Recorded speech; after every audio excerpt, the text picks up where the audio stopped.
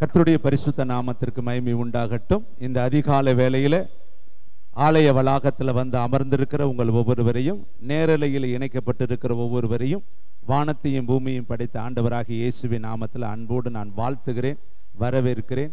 அற்புதரேசு ஊழியத்தின் சார்பாக உங்கள் அத்தனை பேருக்கும் என் வாழ்த்துதலை பதிவு செய்து கொள்கிறேன்.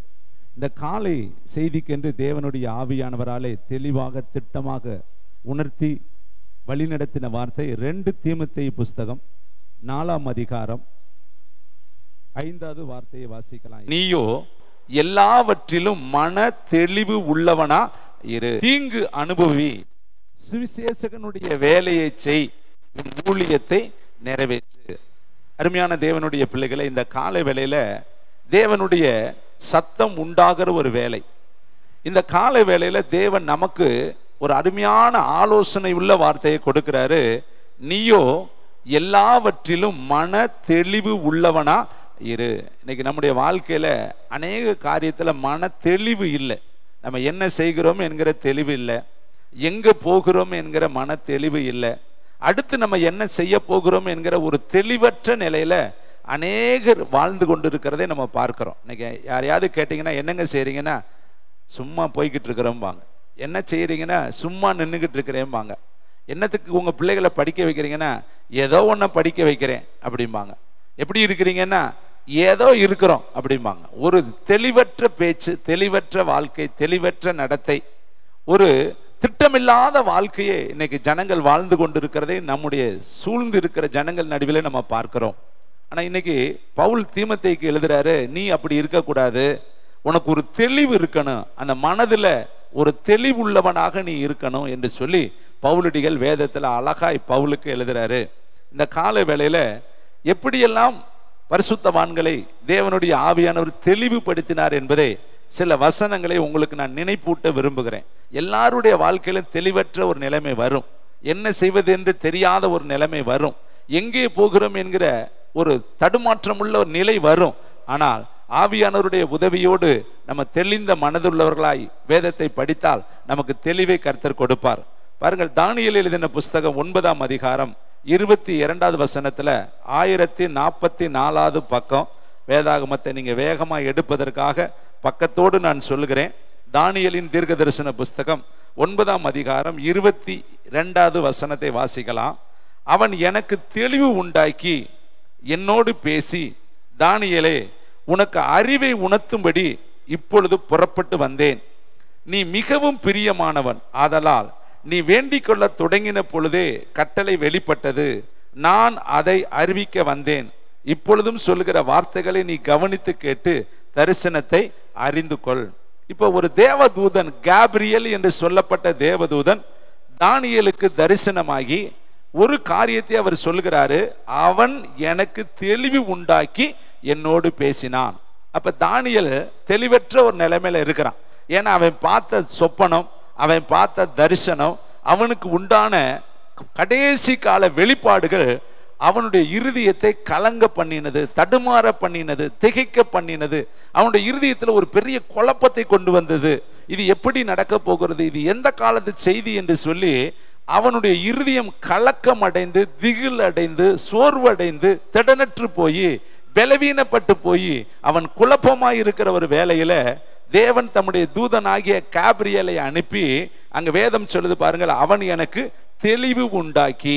ஒருவேளை இந்த கால வேளையில நீங்களும் பலதரப்பட்ட நிலைமையோடு கூட வந்திருக்கலாம், பலதரப்பட்ட சூழ்நிலையில நீங்கள் தெளிவற்ற நிலையில வந்திருக்கலாம். உங்களுக்கு கர்த்தர் இந்த கால வேளையில தெளிவை உண்டாக்க விரும்புகிறார்.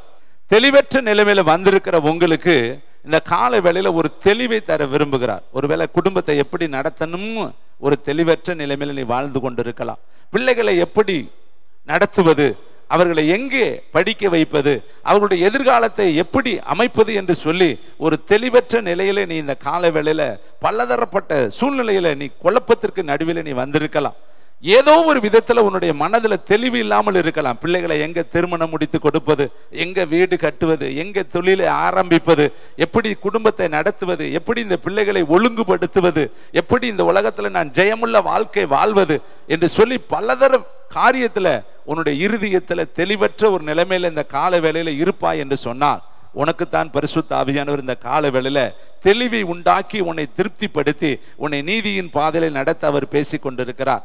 பாருங்கள், ஒரு பெரிய தீர்க்கதரிசி தானியேல், அவனுக்கு தெளிவில்லாமல் இருந்ததான். அதனாலதான் வேதம் சொல்லுது, அவன் எனக்கு தெளிவு உண்டாக்கி. அப்ப இந்த தீர்க்கதரிசிக்கே தெளிவில்லாத ஒரு சூழ்நிலை அந்த இடத்துல உண்டானது. தேவனுடைய பிள்ளைகளே, அந்த தேவதூதன் தோன்றி அவனுக்கு தெளிவை உண்டாக்கி என்ன உணர்த்துறாரா, உனக்கு அறிவை உணர்த்தும்படிக்கு இப்பொழுது புறப்பட்டு வந்தேன். அப்ப அறிவை அந்த இடத்துல அவன் இழந்து போய் தடுமாறி போய் சரியான பாதை தெரியாதபடி அவன் குழப்பத்தில் இருக்கிற வேளையில அந்த தீர்க்கதரிசிக்கு தேவன் ஒரு தூதனை அனுப்பி அவனுக்கு அறிவையும் தெளிவையும் உணர்வையும் கொடுத்து, நீ பிரியமானவன் என்று சொல்லி அவனை புதுப்பித்து உயிர்ப்பித்து அனுப்பி அவனை ஊழியத்தில் நடத்துவார் என்று சொன்னால், இந்த காலை வேளையில இங்க உட்கார்ந்து இருக்கிற அல்லது லைவ்ல பார்க்கிற எத்தனையோ பேருடைய வாழ்க்கையில தெளிவற்ற நிலை. எங்க போகிறோம், எப்படி வாழ்கிறோம், எதை செய்கிறோம், அடுத்து நான் என்ன செய்ய போகிறோம் என்கிற தெளிவற்ற ஒரு நிலைமையில இந்த காலை வேளையில இருப்பீர்கள் என்று சொன்னால், உங்களுக்கு ஆவியானவர் இந்த காலை வேளையில மன தெளிவை தரவர் விரும்புகிறார். அதனாலதான் பவுல் தீமோத்தேயுக்கு எழுதுகிறாரு, நீ மன தெளிவு உள்ளவனாக இரு. அருமையான தம்பி தங்கச்சி, இதே மாதிரி அப்போஸ்தலர் புஸ்தகம் 12ஆம் அதிகாரத்துல பவுலுடைய பேதுருடைய வாழ்க்கையில ஒரு தெளிவற்ற நிலை இருப்பதை நம்ம வேதத்துல பார்க்கிறோம். பாருங்கள், அப்போஸ்தலர் 12ஆம் அதிகாரம் 179வது வசனம், 79ஆம் பக்கம் 179வது பக்கத்துல அப்போஸ்தலர் புஸ்தகம் 12ஆம் அதிகாரம் 11வது வசனத்தை வாசிக்கலாம். பேதுருவுக்கு தெளிவு வந்த பொழுது யூதரின் கைக்கும் ஏரோதின் கைக்கும் யூத ஜனங்களின் எண்ணங்களுக்கும் என்னை விடுதலையாக்கும்படி கர்த்தர் தம்முடைய தூதனை அனுப்பினார் என்று நான் இப்பொழுது மெய்யாய் அறிந்திருக்கிறேன். இப்ப இந்த இடத்துல நீங்க கவனித்து பார்த்தால் பேதுருவுக்கு தெளிவு வந்த பொழுது, அப்ப அதுக்கு முன்னாடி அவனுக்கு தெளிவு இல்லை. ஏன்னா அங்க உள்ள கால சூழ்நிலைகள் அப்படி. ஏரோதையும் பேதுருவையும் யாக்கோப்பையும் ஏரோது பிடித்து ஜெயிலில் வச்சிருக்கிறார். ஏன்னா ரெண்டு பேரையும் சிறைச்சேதம் பண்ணணும், ரெண்டு பேரையும் கொல்லணுங்கிறதுக்காக அவர் பிடித்து அங்க என்ன பண்ணுங்க சிறையில வச்சிருக்கிறாரு. ஆனால் முதலாவது யாக்கோப்பை பட்டயத்தாலே கொலை செய்தான் என்று சொல்லி வேதம் சொல்லுகிறது. 2வது வசனம் 12ஆம் அதிகாரம் 2ஆம் வசனம், யோவானுடைய சகோதரனாகிய யாக்கோப்பை பட்டயத்தினாலே கொலை செய்தான், அது யூதருக்கு பிரியமாய் இருக்கிறது என்று அவன் கண்டு பேதுருவையும் பிடிக்க தொடங்கினான். அப்பொழுது புளிப்பில்லாத அப்ப பண்டிகை நாட்களாய் இருந்தது. அவனை பிடித்து சிறைச்சாலையில வைத்து பஸ்கா பண்டிகைக்கு பின்பு ஜனங்களுக்கு முன்பாக அவனை வெளியே கொண்டு வரலாம் என்று எண்ணி அவனை காக்கும்படி வகுப்புக்கு 4 போர் சேவகராக ஏற்படுத்தி 4 வகுப்புகளின் வசமாக ஒப்புவித்தான். இப்ப ஊழியத்தை உற்சாகமாய் செய்கிற யாக்கோபு சிறைச்சேதம் செய்யப்பட்டான், கொல்லப்பட்டான், அவனை தலை துண்டிக்கப்பட்டது, அவனுடைய ஓட்டம் முடிந்தது. அடுத்து பேதுருவையும் கொலை செய்வதற்காக சிறைச்சாலையில வைக்கப்பட்டிருக்கிறார்கள். அப்ப பேதுருவுக்கு என்ன பாதுகாப்பு இருக்கதா, 4 போர் சேவகர்களாக 4 போர் சேவகர்கள் வசமாய் ஒப்புவித்தானா. அப்ப 16 சேவகர்கள் ஷிப்ட் போட்டு அவனை சுத்திலும் பாதுகாக்கிறாங்க. அவன் எங்கே வைத்திருக்கிறான் என்று வேதம் சொல்கிறது. பாருங்கள், அவன் இருக்கிற இடத்தை குறித்து அழகாய் வேதம் சொல்கிறது. 10வது வசனம், அவர்கள் 1ஆம் காவலையும் 2ஆம் காவலையும். அப்ப அவன் இருந்த அந்த ஜெயிலுக்குள்ள 1 காவல் இருக்கிறது, 2ஆம் காவல் இருக்கிறது, 1 கதவு இருக்கிறது, 2ஆம் கதவு இருக்கிறது. இது போக 16 சேவகர்கள் மாறி மாறி மாறி அவனை பாதுகாக்கிறாங்க. எதற்காக? பஸ்கா பண்டிகைக்கு பின்பு அவனை கொலை செய்யணும், அவனை வெட்டி போட்டுறணும், அவனை அழித்தரணும், அவனுடைய ஊழியத்தை நிர்மூலமாக்கிறணும், அவனை கொண்டு தேவன் நடப்பிக்கிற கிரியைகள் இல்லாமல் போக பண்ணணும்னு சொல்லி அவனை சூழ்ந்து பாளையம் இறங்கி அவனை கொலை செய்ய திட்டமிட்டு இருக்கிறாங்க.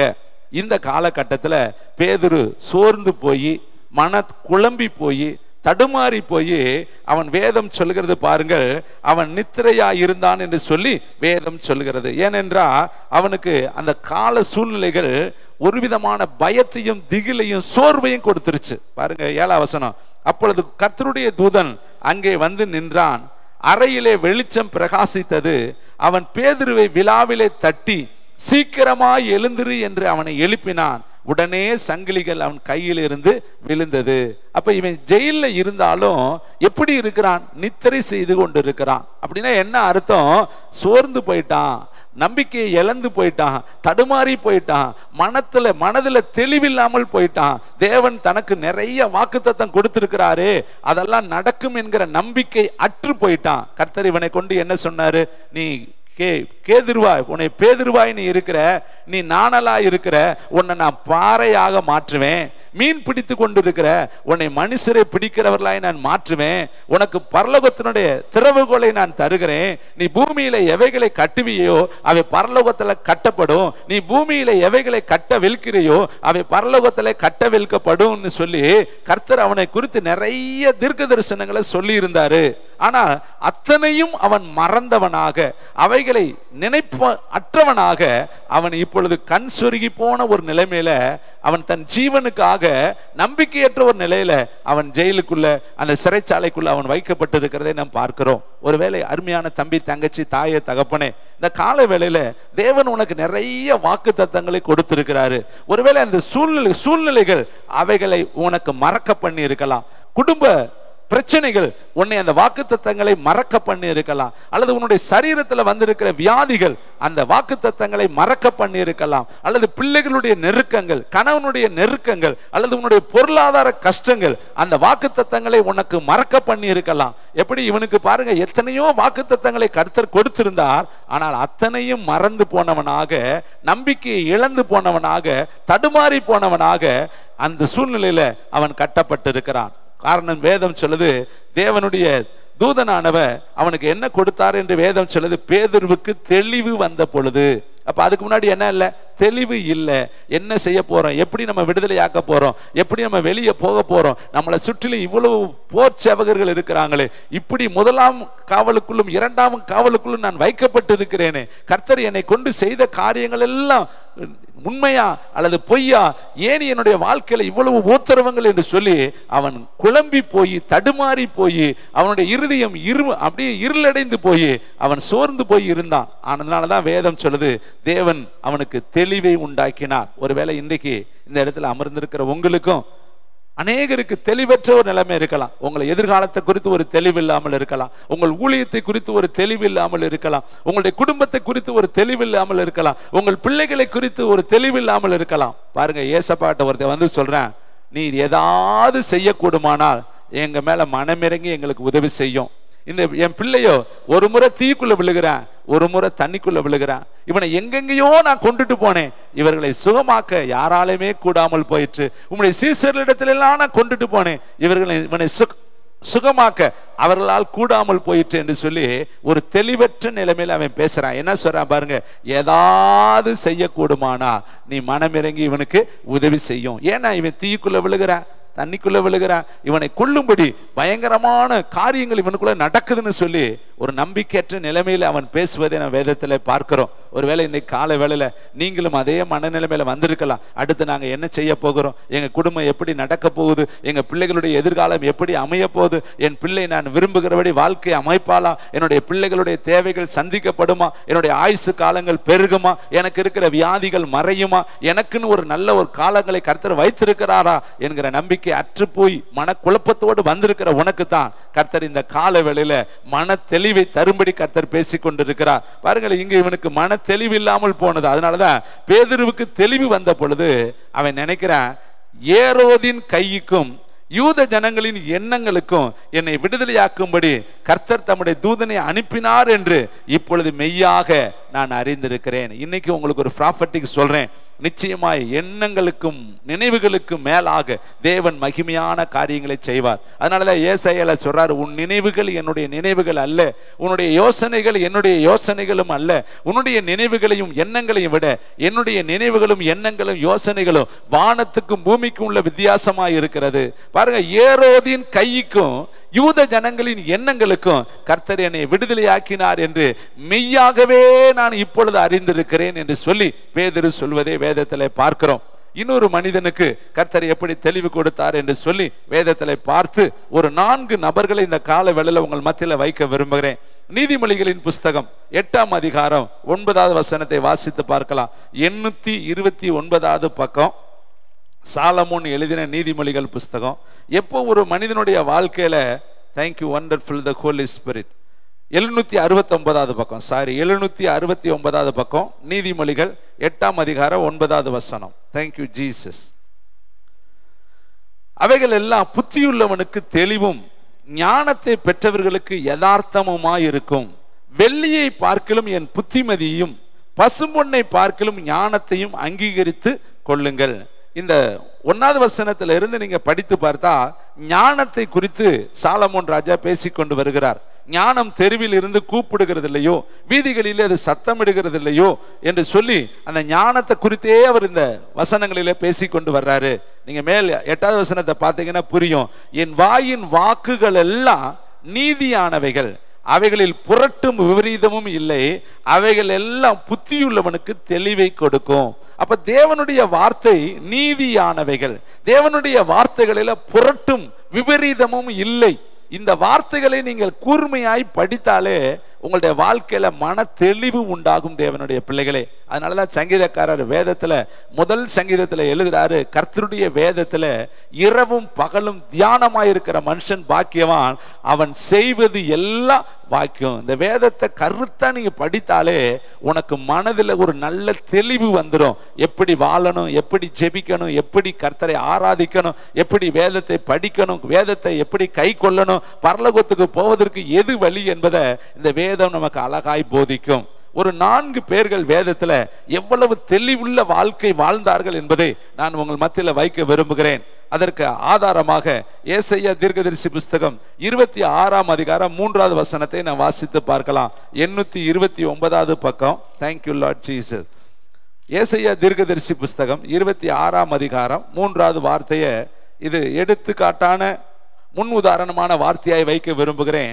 உம்மை உறுதியாய் பற்றி கொண்ட மனதை உடையவன், உம்மை உறுதியாய் பற்றி கொண்ட மனதை உடையவன், உம்மையே நம்பி இருக்கிறபடியா நீர் அவனை பூரண சமாதானத்தோடு காத்துக்கொள்வீர். எத்தனை சூழ்நிலை வந்தாலும், கடலே கொந்தளித்தாலும், சூழ்நிலைகளையே தலகுலதாய் மாறினாலும், ஜபாலய தலைவன் வீட்டுல பிள்ளை இறந்துருச்சு வந்து சொல்றாங்க, போதகரை வருத்தப்படுத்த வேண்டாம், உன் பிள்ளை மரித்து போயிருச்சு.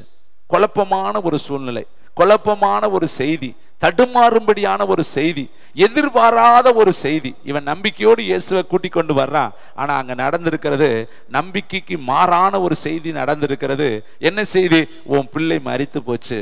அப்ப இயேசு அவனை பார்த்து சொல்றாரு, பயப்படாதே, விசுவாசம் உள்ளவனாகவே இரு. எந்த சூழ்நிலையும் பார்த்து நீ பயப்படாத, நீ கேட்கிற செய்தியை பார்த்து பயப்படாத, நம்பினவர்கள் சொல்ற வார்த்தையை குறித்து நீ பயப்படாத, நான் உன்னோடு கூட இருக்கிறேன், மரித்தோர்களையும் எழுப்ப வல்லமையுள்ளவராகிய நான் உன் கூட நான் இருக்கிறேன், அதனால நீ பயப்படாதே என்று சொல்லி கர்த்தருடைய வார்த்தை எழுதப்பட்டிருக்கு. ஒருவேளை இன்னைக்கு வேதம் சொல்றது பாருங்க, உறுதியாய் பற்றி கொண்ட மனதை உடையவன். அப்ப அங்க பவுல் சொல்றாரு தெளிந்த மனது உடையவனாய் இருன்னு, ஏசாயா சொல்றாரு உறுதியான மனது உடையவனாய் இரு. நீ உறுதியாய் அவரை பற்றி பிடித்து கொண்டா உனக்கு பூரண சமாதானத்தை கர்த்தர் கொடுப்பார். இன்னைக்கு அநேகர் கர்த்தரை பிடிக்கிற விதத்துல பூரணம் இல்லைங்க. நல்ல உறுதியாய் பிடிப்பது கிடையாது. ஏதோ வருவது, அப்படியே கர்த்தரை எட்டி பார்ப்பது, கொடுத்தா பார்க்கலாம், கொடுக்காட்டி வேற வழி இருக்குன்னு ஓடிடுறது தேவனுடைய பிள்ளைகளை. ஒரு அருமையான பணக்காரன் இயேசுனிடத்துல வருகிறான். அவனை குறித்து வாலிபன் என்று சொல்லி வேதம் சொல்கிறது. ஒரு வாலிபன் இயேசுனிடத்துல வந்து அவன் கேட்கிற கேள்வி அருமையான கேள்வி, நித்திய ஜீவனை அடைவதற்கு நான் என்ன செய்யணும்? அருமையான கேள்வி கேட்டான். அதற்கு ஏசப்பா, நியாய பிரமாணத்துல என்ன எழுதி இருக்கிறது, உனக்கு என்னென்ன தெரியும் சொல்லுன்னு அவன் எல்லாத்தையும் சொல்றான். முழு இருதயத்தோடு, முழு ஆத்மாவோடு, முழு பலத்தோடு. இது எல்லாம் நான் சிறு வயதுல இருந்து கை கொண்டிருக்கேன், எனக்கு எல்லாமே தெரியும். நான் சின்ன பிராயத்துல இருந்து இது எல்லாம் நான் கை கொண்டு வந்திருக்கிறேன், இதுல எல்லாமே நான் தேறினவனா இருக்கிறேன், இது எல்லாமே எனக்கு அப்பியாசமான ஒன்று, இது எல்லாம் என் பெற்றோர்கள் எனக்கு கற்றுக் கொடுத்திருக்கிறாங்க.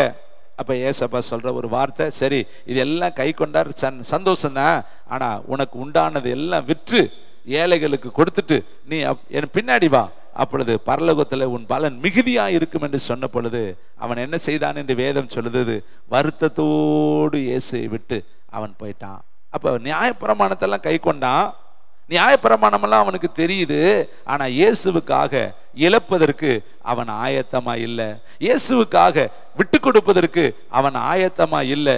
உலகத்தில் இருக்கிற பொருள்களை விட இயேசு பெரியவர் என்பதை நிரூபித்து காட்ட அவன் ஆயத்தமா இல்லை. இயேசுவினிடத்துல வந்துட்டு வருத்தமாய் போன ஒரே ஒரு மனிதன் அவன் தான். இயேசுவோடு கிட்டத்துல வந்துட்டு பேசிட்டு வசனத்தை கேட்டுட்டு அவன் வருத்தத்தோடு போயிட்டான். காரணம் என்னன்னா, பொருள்களை இழக்க அவன் ஆயத்தமா இல்லை. தம்பி தங்கச்சி, இந்த கால வேளையில அவனுக்குள்ள ஒரு தெளிவு இல்லை. பரலோகம் வேணும், ஆனா உலகமும் அவனுக்கு வேணும். ரெண்டு மனம் உடையவன். வேதம் சொல்லுது, இரு மனம் உடையவர்கள் தங்கள் வழிகள் எல்லாம் நிலையற்றவர்களாய் இருக்கிறார்கள். நாக்கா இருக்கக்கூடாதுங்க. இரண்டு மனம் உள்ளவன் குந்தி குந்தி நடக்கிறான் என்று வேதம் சொல்லுது. ஏலியா சொல்றாரு, நீங்கள் இரு மனம் உள்ளவர்களாய் குந்தி குந்தி நடக்கிறது என்ன? கர்த்தர் தெய்வமானால் கர்த்தரை பின்பற்றுங்கள், பாகால் தெய்வமானால் பாகாலை பின்பற்றுங்கள். அதை விட்டுட்டு இரு மனம் உள்ளவர்களாய் இருக்கிறீங்களே. ஒரே ஊற்றிலிருந்து ரெண்டு தண்ணி வராது. ஒரு ஊற்றிலிருந்து ஒண்ணு நல்ல தண்ணி, தெளிவான தண்ணி வரும், இல்லாட்டி கசப்பான தண்ணி வரும். ஆனா ரெண்டு தண்ணியும் ஒரு ஊற்றுல வராது. அதுபோல நம்முடைய வாயிலிருந்து தெளிவான, உறுதியான, தீர்க்கமான, பற்றுக்கொள்ளக்கூடிய வார்த்தை புறப்படணும் தேவனுடைய பிள்ளைகளே. இங்க பாருங்க, வேதம் சொல்லுது, உறுதியாய் பற்றி கொண்ட மனதை உடையவன். அவனைத்தான் வேதம் சொல்லுது தெளிவுள்ளவன் என்று சொல்லி வேதம் சொல்லுது. கர்த்தரையே பற்றி கொள்கிறவன். வேதத்துல எரேமியால வாசிக்கிற, கர்த்தரையே தன் நம்பிக்கையை கொண்டிருக்கிற மனுஷன் பாக்கியவான், அவன் நீர்க்கால்களின் ஓரமாய் நடப்பட்டு தன் காலத்துல கனியை தருவான் என்று சொல்லி வேதம் சொல்லுகிறது. பாருங்கள், முதலாவதாக பவுலை உங்களுக்கு காண்பிக்க விரும்புகிறேன். இந்த வேதத்துல 13 நிருபம் எழுதின ஒரு பரிசுத்தவான் பவுலடிகள். அவனுடைய ஊழியம் வித்தியாசமான ஒரு ஊழியம். 12 அப்போஸ்தலர்களோடு அவன் இல்லாவிட்டாலும், கடைசியில் அவன் வந்து இணைந்தாலும், அவனை கொண்டு கர்த்தர் நடப்பித்தின விதங்கள் மகா பயங்கரமான காரியங்கள். அவனுடைய வாயிலிருந்து புறப்பட்ட உறுதியான, தெளிவான, அவனுடைய மனது எவ்வளவு தெளிவுள்ளதா இருந்தது என்பதை ஒரே ஒரு வசனத்திலிருந்து நான் உங்களுக்கு காண்பிக்க விரும்புகிறேன். அப்போஸ்தலர் புஸ்தகம் 21ஆம் அதிகாரம் 194வது பக்கத்தை எடுத்துக்கொள்வோம். அப்போஸ்தலர் புஸ்தகம் 21ஆம் அதிகாரம் 10வது வசனத்தில் இருந்து 13ஆம் வசனம் வரை நான் வாசிக்கிறேன். நீங்கள் பார்க்கும்படி உங்களை அன்போடு நான் கேட்டுக்கொள்கிறேன். தேங்க்யூ, வண்டர்ஃபுல் த ஹோலி ஸ்பிரிட். அப்போஸ்தலர் 21ஆம் அதிகாரம் 10வது வசனத்தில் இருந்து 13ஆம் வசனம் வரையும். நாங்கள் அநேக நாளாய் அங்கே தங்கி இருக்கையில் அகபு என்னும் பேர் கொண்ட ஒரு தீர்க்கதரிசி யூதேயாவில் இருந்து வந்தான். அவன் எங்களிடத்தில் வந்து பவுலினுடைய கச்சைகளை எடுத்து தன் கைகளையும் கால்களையும் கட்டி கொண்டு, இந்த கச்சையை உடையவனை எருசலேமில் உள்ள யூதர் இவ்விதமாய் கட்டி புறஜாதியார் கையில் ஒப்பு கொடுப்பார்கள் என்று பரிசுத்த ஆவியானவர் சொல்லியிருக்கிறார் என்றான். இவைகளை நாங்கள் கேட்ட பொழுது எருசலேமுக்கு போக வேண்டாம் என்று நாங்களும் அவ்விடத்தாரும் அவனை வேண்டிக் கொண்டோம். அதற்கு பவுல், நீங்கள் அழுது என் இருதயத்தை ஏன் உடைந்து போக பண்ணுகிறீர்கள்?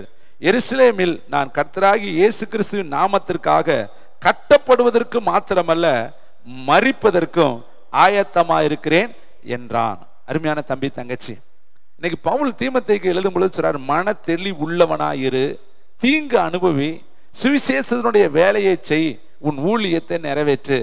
இது எழுதின அதே பவுல் எவ்வளவு தெளிவுள்ளவரா இருக்கிறார் பாருங்க. தன் அழைப்பை குறித்து ஒரு தெளிவு, தன்னை தேவன் தெரிந்து கொண்டதை குறித்து ஒரு தெளிவு, இந்த உலகத்துல வாழ்ற வாழ்க்கையினுடைய உண்மைத்தன்மையை குறித்து அவனுக்கு ஒரு தெளிவு இருந்தது. தேவனுடைய பிள்ளைகளே, அவனுக்கு என்ன காலகட்டம் அங்க எழுதப்பட்டிருக்கிறது பாருங்கள். அங்க இருக்கிறவங்க எல்லாம் சொல்றாங்க, எருசலேமுக்கு நீ போக வேண்டாம், எருசலேமுக்கு போனால் உன்னை கையையும் காலையும் கட்டி உன்னை கொன்று போடுவார்கள் என்று தீர்க்கதரிசி சொல்றாங்க. அதனால நீ போக வேண்டாம் என்று சொல்லி அங்க இருக்கிற எல்லாரும் அவனை போகாதபடிக்கு தடை பண்ணினார்கள். இதை கேட்கிற தம்பி தங்கச்சி, தாயே தகப்பனே, இன்னைக்கு நீங்களும் ஆலயத்துக்கு வரவிடாதபடி எத்தனையோ பேர்கள் உங்களை தடை பண்றாங்க. குடும்பம் தடையா இருக்கு, மனைவி தடையா இருக்காங்க, கணவன் தடையா இருக்கிறாங்க, பிள்ளைகள் தடையா இருக்கிறாங்க, பொருளாதாரம் தடையா இருக்கு, இன்னும் சிலருக்கு உங்க சரீரமே தடையா இருக்குது. இன்னும் பாருங்க, ஜெபிக்க விடாதபடி நிறைய தடை உங்களுக்கு இருக்கும். நீங்க சொல்லுவீங்க, ஜெபிக்கலான்னு ஆசை இருக்கு பிரதர், ஆனா எனக்கு வேலை ஒரு தடையா இருக்குது, அல்லது குடும்பம் ஒரு தடையா இருக்கிறது, அல்லது பிள்ளைகள் ஒரு தடையா இருக்கிறாங்க என்று சொல்லி பல எண்ணங்கள் உங்களுக்குள்ள இருக்கும். ஆனா அதை செய்ய விடாதபடி நிறைய தடைகள் இருக்கும். இங்க பாருங்க, பவுலுக்கு எருசலேமில் ஒரு பெரிய ஊழியம் வைக்கப்பட்டிருக்கு. அந்த எருசலேமில் அவர் என்ன செய்ய போகிறார்? கிறிஸ்துவுக்காக அவர் மரிக்க போகிறார், கிறிஸ்துவுக்காக அவர் ஜீவன் எடுக்கப்பட போகிறது. அங்க இரத்த சாட்சியா அவர் மரிக்கணும்னு ஆவியானவர் திருவுளம் பற்றி கொண்டே இருக்கிறார். போகிற இடமெல்லாம் உனக்கு ஓட்ட முடிய போகிறது, நீ இரத்த சாட்சியாய் மரிக்க போகிறேன்னு கர்த்தர் எல்லா இடத்துலையும் பவுலுக்கு அதை சொல்லிக்கொண்டே இருக்கிறார். ஆனா அங்க இருக்கிற ஜனங்கள் என்ன சொல்றாங்கன்னா, அங்க போக வேண்டாம், நீ ரத்தம் சிந்த வேண்டாம், நீ இப்பொழுது ஓட்டத்தை முடிக்க வேண்டாம் என்று சொல்லி அவன் மேல கரிசனை காட்டி, அக்கறை காட்டி, அவன் மேல பரிவு காட்டி அவனை எருசலேமுக்கு போக விடாதபடிக்கு தடை பண்ணுகிறார்கள். ஆனால் அந்த பவுல் சொல்ற வார்த்தைகளை நீங்கள் நானும் உற்று பார்க்கணும் தேவனுடைய பிள்ளைகளே. அந்த 12ஆம் வசனத்தை பாருங்க. இவைகளை நாங்கள் கேட்ட பொழுது எருசலேமுக்கு போக வேண்டாம் என்று நாங்களும் அவ்விடத்தாரும் அவனை வேண்டிக் கொண்டோம். 13ஆம் வசனம். அதற்கு பவுல், நீங்கள் அழுது என் இருதயத்தை ஏன் உடைந்து போக பண்ணுகிறீர்கள்? எருசலேமில் நான் கர்த்தராகிய இயேசுவின் நாமத்திற்காக கட்டப்படுவதற்கு மாத்திரமல்ல, மரிப்பதற்கும் நான் ஆயத்தமா இருக்கிறேன். கரங்களை தட்டி கர்த்தருக்கு ஒரு நன்றி சொல்ல. ஒரு மனிதனுடைய இருதயம் இந்த இடத்துல பேசுது, இயேசுவுக்காக நான் மரிக்கவும் ஆயத்தம். இதாங்க தெளிவு, மன தெளிவு.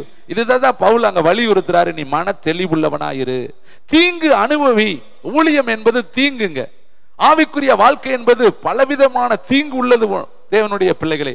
ஏசப்பா சொன்னார், உலகத்துல உனக்கு உபத்திரம் உண்டு, ஆகிலும் திடன் கொள்ளுங்கள், நான் உலகத்தை ஜெயித்தேன். வேதம் சொல்கிறது, என் நாமத்தின் நிமித்தம் நீங்கள் சகல ஜனங்களாலும் பகைக்கப்படுவீர்கள், பொய்யான குற்றச்சாட்டப்படுவீர்கள், ஆனாலும் சந்தோஷப்பட்டு களி கூறுங்கள், பரலோகத்திலே உங்கள் பலன் மிகுதியா இருக்கும். இன்னைக்கு அநேகர் நினைக்கிறது கிறிஸ்தவ வாழ்க்கை என்பது பஞ்சு மெத்த வாழ்க்கை. ஏசப்பா கிட்ட வந்துட்டா எந்த பிரச்சனையும் இருக்காது, எந்த கஷ்டமும் இருக்காது, எந்த கவலையும் இருக்காது, யாருமே எதுவுமே சொல்ல மாட்டாங்க, எப்பொழுதுமே சந்தோஷமா இருக்கலாம்னு நம்ம நினைக்கிறோம் தேவனுடைய பிள்ளைகளே. அது தவறு என்பதை வேதம் நமக்கு தெளிவா சொல்லுது. என் நாமத்தின் நிமித்தம் நீங்கள் எல்லாராலும் பகைக்கப்படுவீர்கள், என் நாமத்தின் நிமித்தம் உங்களை சகல ஜாதிகளும் துன்புறுத்துவார்கள், ஆனாலும் சந்தோஷப்பட்டு களி கூறுங்கள். இங்க பாருங்களேன், வேதம் அழகாய் சொல்கிறது, பட்டணங்கள் தோறும் கர்த்தர் சொல்றார், உனக்கு பாடு இருக்குது, நிந்தை இருக்கிறது, அவமானம் இருக்கிறது, கஷ்டம் இருக்கிறது, எருசலேமில் நீ பெரிய பாடுபட போகிறேன்னு ஆவியானவரே சொல்லி கொண்டு வர்றாரு. அங்க இருக்கிற ஜனங்கள் அதை கேட்டவுடனே அவனை போக விடாதபடி தடை பண்ணினார்கள். நீங்கள் இன்னைக்கு ஜெபிக்க வர விடாதபடி தடை பண்றாங்களா? வேதத்தை படிக்க விடாதபடி தடை பண்றாங்களா? பரிசுத்தமாய் வாழ விடாதபடி தடை பண்ணுகிறாங்களா? கர்த்தருக்காய் ஏதாவது ஒரு காரியத்தை செய்ய விடாதபடி தடை பண்ணுகிறாங்களா? அழுகிறாங்களா? கண்ணீர் வடிக்கிறாங்களா? அன்பை காட்டுறாங்களா? அன்பினால உங்களை தடுத்து நிறுத்துறாங்களா?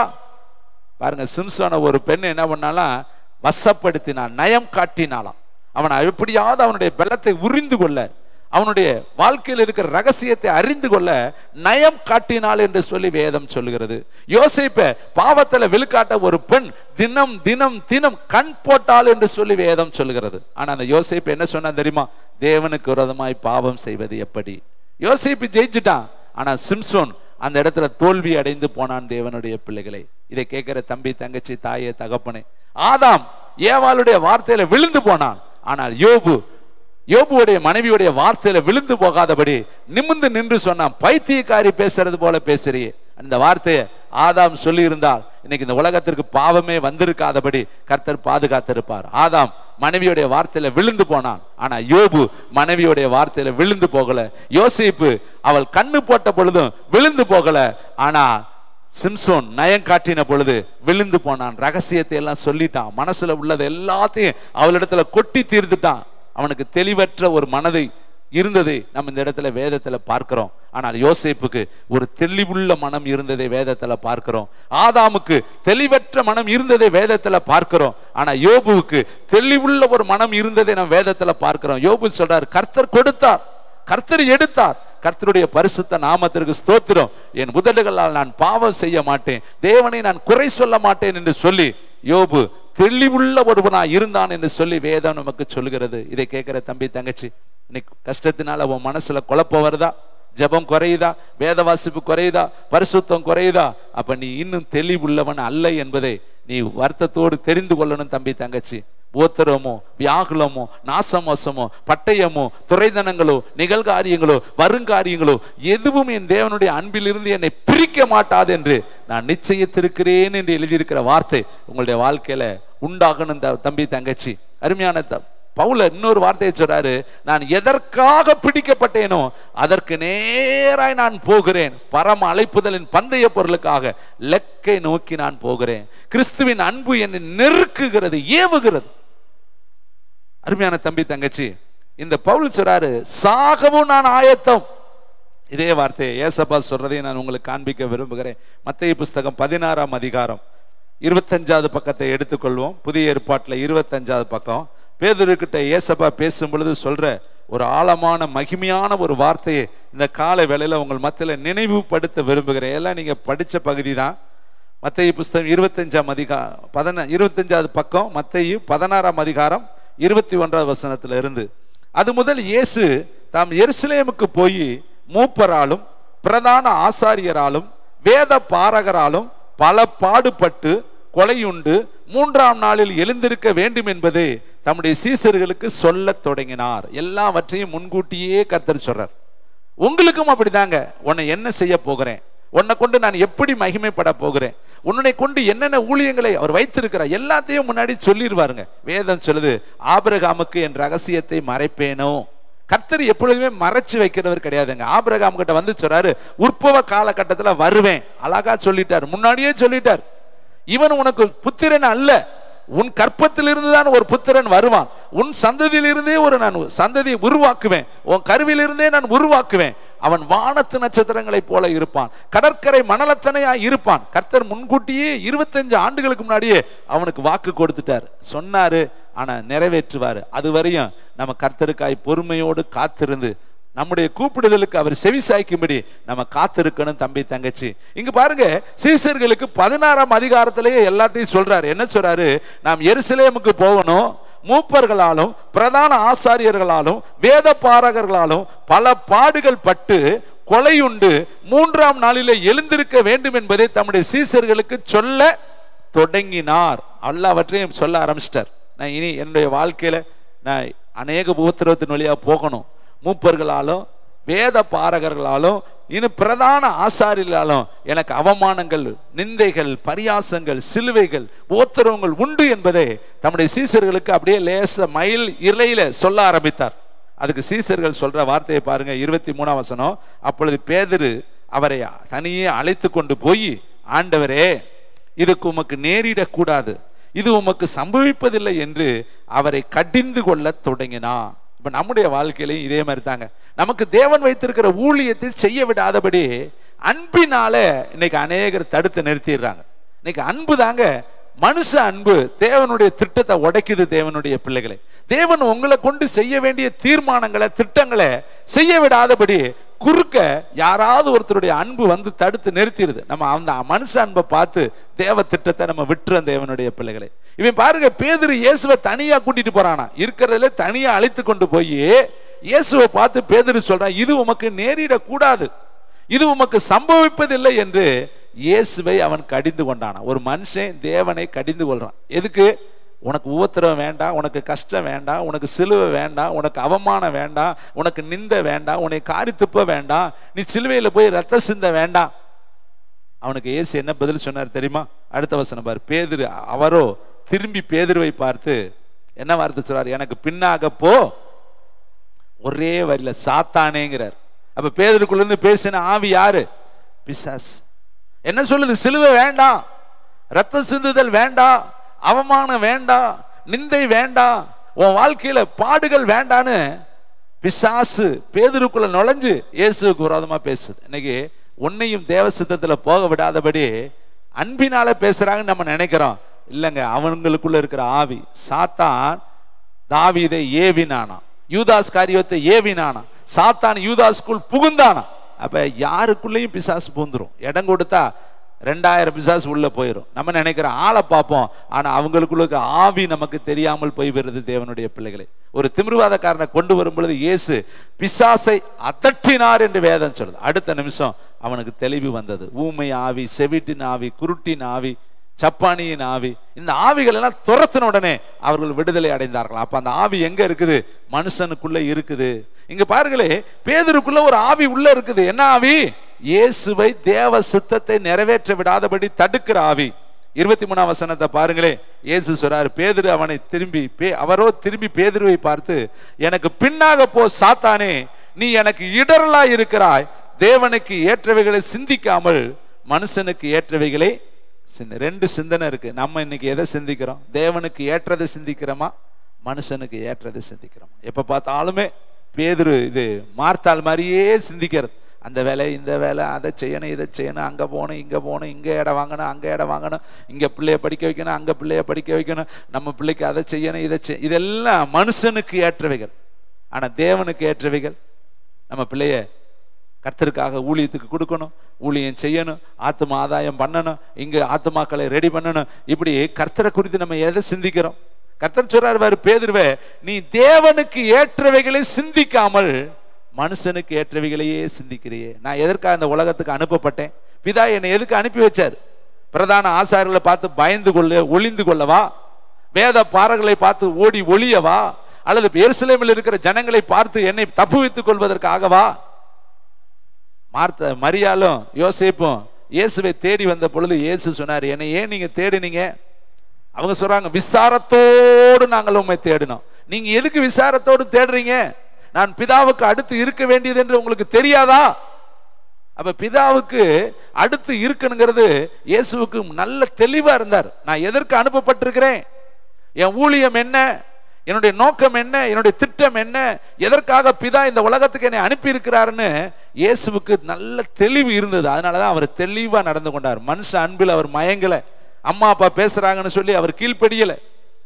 கானா ஒரு திருமணத்துல பாருங்க, என் வேலை இன்னும் வரவில்லை, அழகா அடிச்சு சொன்னார். அம்மா சொன்னதுக்காக உடனே அவர் அற்புதம் நடத்தல, எனக்கு இன்னும் பிதாவின் இடத்திலிருந்து அற்புதம் செய்யக்கூடிய நேரம் வரவில்லை என்று சொல்லி அந்த பிதாவின் நேரத்திற்காக அவர் காத்திருந்தார் என்று வேதம் சொல்லுது. அப்ப இயேசு இந்த உலகத்துல வாழ்ந்த பொழுது நல்ல தெளிவுள்ளவராக தன்னுடைய ஊழிய பாதையில அவர் வாழ்ந்தார். பவுல் இந்த உலகத்துல வாழ்ந்த பொழுது தெளிவுள்ளவராக இந்த ஊழிய பாதையில அவர் வாழ்ந்தார், ஓட்ட பாதையில அவர் வாழ்ந்தார். இன்னைக்கு நீங்களும் நானும் மனதுல ஒரு தெளிவு இருக்கணும் தம்பி தங்கச்சி. இந்த உலகம் என்பது நிலையானது கிடையாதுங்க. நீங்க எதையுமே கொண்டுட்டு வரலங்க, நீங்க எதையுமே கொண்டுட்டு போறது கிடையாதுங்க. உண்ணவும் உடுக்கவும் இருந்தால் அது நமக்கு போதும் என்று இருக்க கடவும் தம்பி தங்கச்சி. ஒரு குண்டூசி கூட இந்த பூமியில இருந்து நீ எடுத்துட்டு போக முடியாது. இன்னைக்கு பாருங்களே, எத்தனையோ பேர்கள் என்ன அணு ஆயுதத்தினால மறிக்கிறாங்க. ஈரான்ல போட்ட குண்டுனால எவ்வளவோ ஈரானியர்கள் மரித்து போனார்கள். இஸ்ரவேல்ல போட்ட குண்டுனால எத்தனையோ இஸ்ரவேலர்கள் மரித்து போனார்கள். இந்த உலகத்துல ஒவ்வொரு நாளும் அநேக லட்சக்கணக்கான பேராபத்துக்கள் நடந்துகிட்டு இருக்கு. அவங்க எல்லாம் என்னத்தை கொண்டுட்டு போறாங்க? நீ நானும் என்னத்தை கொண்டுட்டு போக போறோம்? நீ நானும் ஓடக்கூடிய ஓட்டத்தினுடைய முடிவு என்ன? அழகா யோபு சொல்லிட்டார், வெறும் கையாய் வந்தேன். வெறும் கையா தான் நம்ம போவோம். அத சுருக்கமா சொல்றாரு, நிர்வாணியா வந்தேன், நிர்வாணியா தான் போவேன். ஒண்ணுமே நம்ம கொண்டுட்டு வரல. இதை கேட்கிற தம்பி தங்கச்சி, இன்னும் ஒரு 2-3 மனிதர்களை உங்களுக்கு இந்த காலை வேளையில நினைவுபடுத்த விரும்புகிறேன். தானியேல், எடுக்க வேண்டாம் நேரம் இல்லை, முடிக்கிறேன். தானியேல் ராஜா கையெழுத்து வைக்கப்பட்டது என்று அறிந்திருந்த பொழுதும் அங்க என்னென்ன 30 நாள் வரையும் ராஜாவை தவிர வேறு யாரையும் நோக்கி வேண்டுதல் செய்யக்கூடாது. ஒரு உத்தரவு போட்டு அந்த உத்தரவுக்கு ராஜா கையெழுத்து போட்டுட்டார். அந்த நாடே ஸ்தம்பித்து போய் நிக்குது. பாபிலோன் ராஜ்யம் முழுவதும் ராஜாவுடைய கட்டளைக்கு கீழ்ப்படிந்து ராஜா சொன்னதை தவிர வேறு ஒரு காரியத்தை செய்யாதபடி நாடு முழுவதும் அந்த ராஜாவுடைய கட்டளைக்கு கீழ்ப்படியுது. ஆனால் ஒரு யூதனாகிய தானியேலோ வென்றால் ராஜா கையெழுத்து வைக்கப்பட்டது என்று அறிந்திருந்த பொழுதிலும் தன்னுடைய பலகனி மேலே மாடியில ஏறி போய் பலகனிகளை திறந்து வைத்து எருசலேமுக்கு நேராக முழங்கால் படியிட்டு அவன் ஜெபம் பண்ணினான் என்று வேதம் சொல்லுது. அவனுக்கு எவ்வளவு மன தெளிவு இருக்கு தெரியுமா? எவ்வளவு தெளிவுள்ளவன், ஜெபத்துல ஒரு தெளிவா இருக்கிறான். எத்தனை பிரச்சனை ஜெபத்திற்கு விரோதமாய் வந்தாலும், எத்தனை சட்டங்கள் ஜெபத்திற்கு விரோதமாய் வந்தாலும், எத்தனை அரசாங்கத்திலிருந்து எனக்கு எதிரான சூழ்நிலைகள் வந்தாலும் நான் என் தேவனை நோக்கி ஜெபிக்கக்கூடிய அந்த ஜெபத்தை ஒரு நாள் நான் நிறுத்த மாட்டேன் என்று சொல்லி 3 வேளையும் அவன் எழும்பி போய் மேலறையில உட்கார்ந்து பலகணிகளை திறந்து வச்சு, மறைச்சு அல்ல, மூடி அல்ல, கதவை சாத்தி அல்ல, எப்பொழுதும் போல கதவை திறந்து வைத்து ஓப்பனாக எல்லாரும் பார்க்கும்படியாக அவன் ஜெபம் பண்ணினான் என்று வேதம் சொல்லுது. அதுதாங்க மன தெளிவு. சூழ்நிலைகள் விரோதமாய் இருக்கலாம், பிரச்சனைகள் விரோதமாய் இருக்கலாம், நமக்கு விரோதமாய் ஆயிரங்கள் கோடிகள் லட்சங்கள் எழும்பி இருக்கலாம். ஆனால் உனக்குள்ள ஒரு மன தெளிவு இருந்தா எந்த பிரச்சனையும் உன்னை அசைக்க முடியாது. அதனாலதான் பவுல் தீமோத்தேயுக்கு சொல்றாரு, நீ எல்லாவற்றிலும் மன தெளிவுள்ளவனாயிரு. உனக்கு தீங்கு உண்டு, உன் ஊழியத்தை நிறைவேற்று, பாடுகளை நீ அனுபவி, போராட்டங்களை நீ ஏற்று நில்லு, கர்த்தர் உன்னை கொண்டு பெரிய காரியங்களை செய்வார். இதேதான் எஸ்தருடைய புஸ்தகத்துல வாசிக்கிறோம். எஸ்தர் சொல்றா, ராஜாவின் இடத்துல 30 நாள் வரை அழைக்கப்படவில்லை. ராஜா அழைக்கப்படாவிட்டால் ஒருவர் உள்ள போக முடியாது. அப்படி உள்ள போனால் ராஜா கொன்று போட்டுருவார். அப்படி இருந்தாலும் நான் புறப்பட்டு போறேன். எதற்கு தெரியுமா? என் தேசத்துக்காக, என் இனத்திற்காக, என் குலத்திற்காக, என் ஜாதிக்காக, என் மக்களுக்காக நான் செத்தாலும் நான் சாகிறேன் என்று சொல்லி தன்னுடைய வாழ்க்கையை அர்ப்பணித்து அவள் எழுந்து புறப்பட்டு போனாள். அவளுக்கு எவ்வளவு மன தெளிவு பாருங்க. அவள் சொல்ற அந்த வார்த்தை ரொம்ப முக்கியம். நான் செத்தாலும் சாகிறேன். அங்க உள்ள போறதுனால என்னுடைய உயிர் போகும்னா, அதனால என்னுடைய ஜீவன் போகும்னா, அதுக்கு நான் ஆயத்தம் என்று சொல்லி அவள் அழைக்கப்படாமலேயே ராஜாவினுடைய முற்றத்திற்குள்ள புறப்பட்டு போனாலாம். அதுதாங்க தெளிவு. இன்னைக்கு இயேசுவுக்காக வாழ வந்திருக்கிற நீங்களும் நானும் எவ்வளவு மன தெளிவுள்ளவர்களா இருக்கிறோம்? இயேசுவுக்காக எதையும் இழக்க ஆயத்தமா இருக்கிறோமா? இயேசுவுக்காக எப்படிப்பட்ட நிந்தைகளையும் சுமக்க ஆயத்தமா இருக்கிறோமா? இயேசுவுக்காக எதையும் இந்த உலகத்துல செய்து முடிக்க ஆயத்தமா இருக்கிறோமா என்பதை இந்த கால வேளையில நீ யோசித்து பாரு தம்பி, தங்கச்சி. இரு மனமாய் நீ இருந்தேனா நீ இந்த உலகத்துல நிலையற்றவன். வாழ்ந்திருக்கும் உனக்கு தெரியணும், தாழ்ந்திருக்கும் உனக்கு தெரியணும். எல்லா நிலைமையிலும் நீ பரிபூரணப்பட உன்னுடைய இருதயம் உனக்கு கற்றுக் கொடுக்கணும் தம்பி, தங்கச்சி. பாருங்க, ரூத்துவை சொல்லி நான் முடிக்க விரும்புகிறேன். நகோமியை பார்த்து ரூத்து சொல்ற ஒரு வார்த்தை ரொம்ப முக்கியமான வார்த்தை. மரணமே அல்லாமல் வேறு ஒன்றும் உம்மையும் என்னையும் விட்டு பிரிக்க மாட்டாது. நீ போகிற இடத்திற்கு நானும் வருவேன், நீ தங்குற இடத்துல நானும் தங்குவேன். உன்னுடைய தெய்வம் என்னுடைய தெய்வம். இதை குறித்து நீ ஒரு வார்த்தை இனிமேல் என்கிட்ட பேச வேண்டாம்னு சொல்லி அவள் மன தெளிவு உள்ளவளாக புறப்பட்டாள். அவளுக்கு ஒரு உறுதி இருந்துச்சு. நீ எந்த நாட்டுக்கு போறியோ, எந்த தேசத்துக்கு போறியோ, நீ எந்த இடத்துக்கு போறியோ அந்த இடத்துக்கு நானும் வருவேன். இதனால எத்தனை உபத்திரம், எத்தனை கஷ்டம், எத்தனை நிந்தை, எத்தனை பாடுகள், எத்தனை அவமானங்கள், எத்தனை இழப்புகள் வந்தாலும் அதை நான் தாங்கிக் கொள்ள ரெடியா இருக்கிறேன்னு சொல்லி அவள் மனதில் தெளிவுள்ளவளாக புறப்பட்டாள். ஆனால் ஓர்பாலோ விலகி ஓடிட்டா. தப்பிச்சு போனா போதும், இந்த கிழவியோட போறதை விட, வயசானவளோட போறதை விட நம்ம வாழ்ந்து சுகித்திருக்கலான்னு சொல்லி அவள் தன்னுடைய வாழ்க்கையை அமைத்துக் கொள்ள ஓடி போனாள். ஆனால் ரூத்துவோ தன் ஜீவனை பணயம் வைத்து எருசலேமை நோக்கி, பெத்லகேமை நோக்கி, தேவனுடைய பிறப்பின் அந்த இடத்தை நோக்கி அவள் புறப்பட்டு வந்தாள். ஆனா அந்த ஓர்பாலுடைய வாழ்க்கை நமக்கு வேதத்துல அதோட முடிஞ்சிருச்சு. ஆனால் ரூத்துடைய வாழ்க்கையில தாங்க ஈசாய் வர்றாரு. ஈசாயுடைய வாழ்க்கையில தாங்க தாவீது வர்றாரு. தாவீதுடைய வாழ்க்கையில தாங்க ஏசப்பா வர்றாரு.